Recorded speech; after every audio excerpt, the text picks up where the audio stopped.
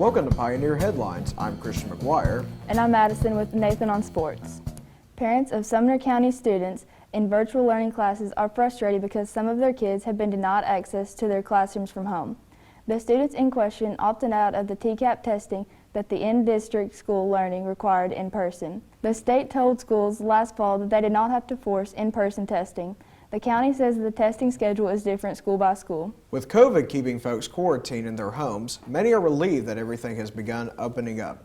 But Kaylee Gwynn tells us nursing homes are still suffering from the outbreak. Hello, I'm Kaylee Gwynn, and today I'm here with a nursing home administrator named Cindy Bruton.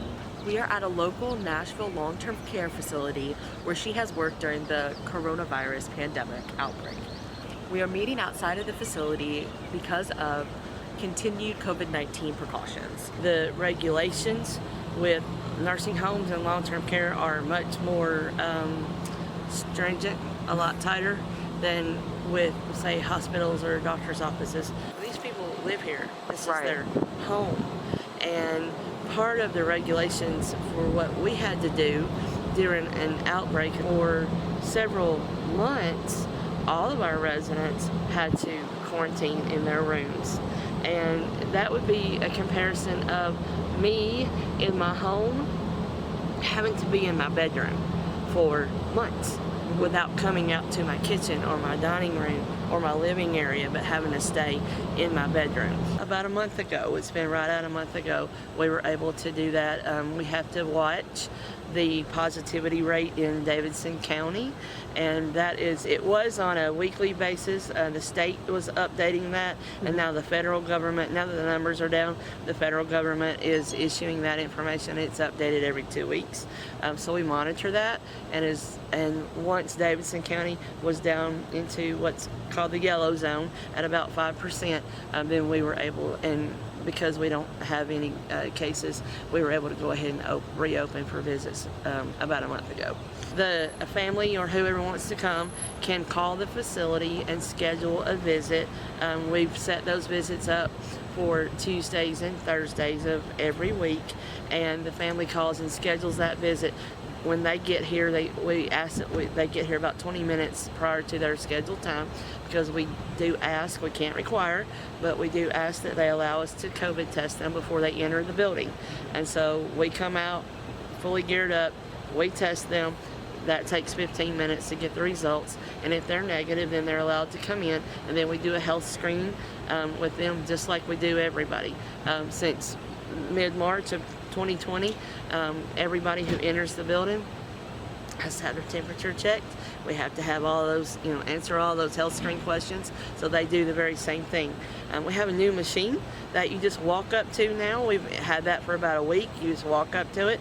It takes your temperature. You look into a little, touch screen and asks you a bunch of questions, and then it tells you whether or not you're approved for entry.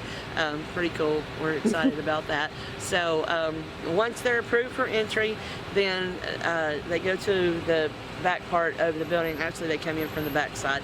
They go into an area of the building that's not a patient care area. It's a little sitting area, and we do require that they wear a mask, and the resident wears a mask, and they're still 6 feet apart.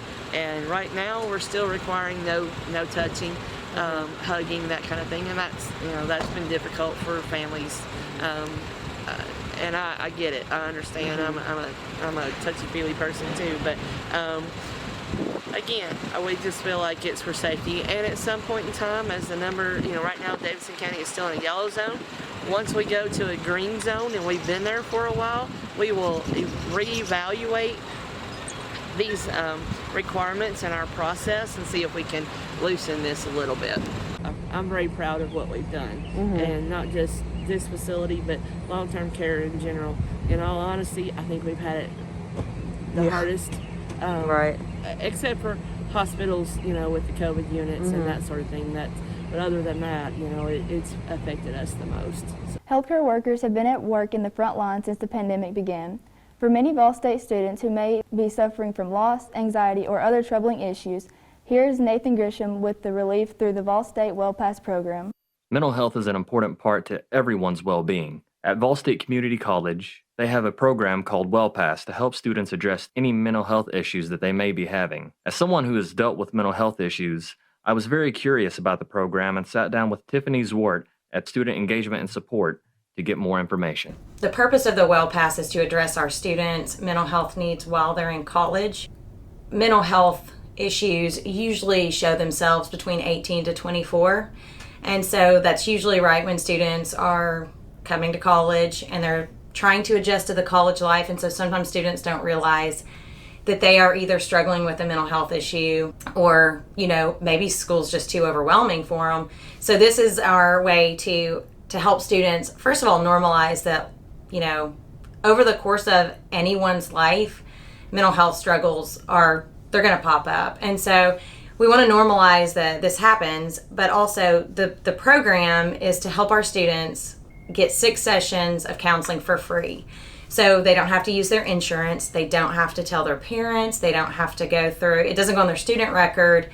And so it's kind of just a way for us to address students having their mental health needs met in the quickest and easiest way possible that we can right now. The way most of our students find out about this is either through their instructors or through the emails that I send out. Usually, though, students are referred because they have told their instructor that they've had a death in their family, or they are experiencing some debilitating anxiety and depression, and it's affecting their academics. And we always ask that the instructor let the student know that they've told us, because I don't want to send an email to a student and then be shocked that I know their story. And lots of times the faculty members won't send us specific details, but will just say, can you connect with this student? They might need counseling. And so when that happens, I'll send an email to the student with an attachment, which is our application. And the purpose of the application is so that the student is aware of how it works. They get 6 sessions free of charge to them. They have to take a form to the counselor, and the counselor will fill that out, and then they'll send that in an invoice to us so that the student never sees a bill for counseling.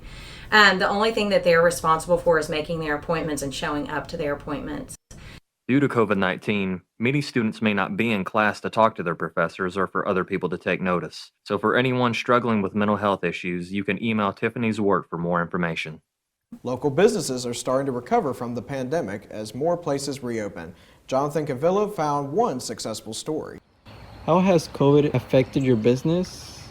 And have you been taking care of your employees during the pandemic as well?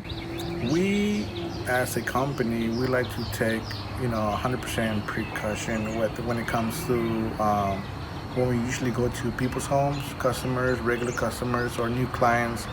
We usually wear PPE, face masks, and if we have to, we'll either email them the invoice or the estimate or things that that will keep us from them or them from us if they don't want to come outside or things like that. But really it affected us about 3 months. What do you provide to your customers? What kind of services? I provide deck cleaning, concrete cleaning, gutter cleaning, house wash, roof soft wash, concrete brick, ceiling, and whatever that can be cleaned with pressure washing.